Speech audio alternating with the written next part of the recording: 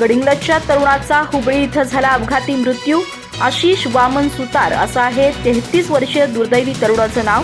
लग्न जुळवण्याचे प्रयत्न सुरू असताना घडलेल्या या दुर्दैवी घटनेनं कुटुंबावर शोककळा. गडिंग्लज येथील भगतसिंह रोडवर राहणाऱ्या 33 वर्षीय तरुण आशिष वामन सुतार या युवकाचा हुबळीजवळ झालेल्या अपघातात मृत्यू झाला. रविवारी सकाळी 10:30 वाजण्याच्या सुमारास ही घटना घडली.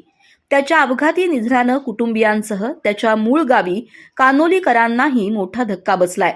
आशिष हा बंगळुरू इथं डिझायनर म्हणून खाजगी कंपनीत कार्यरत होता. सध्या घरच्यांकडून त्याच्या विवाहासाठी स्थळं पाहण्याचे प्रयत्न सुरू होते.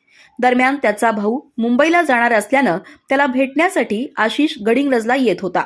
येत असताना हुबळी दरम्यान सकाळी त्याच्या दुचाकीला अपघात झाला आणि त्यातच त्याचा मृत्यू झाला. सुतार कुटुंबीय हे मूळचे आजरा तालुक्यातील कानोली येथील आहेत.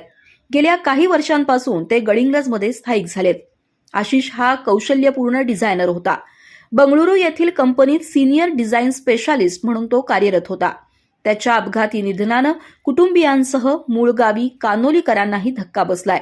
त्याच्या मागे आई, वडील, भाऊ, भाऊजाई असा परिवार आहे.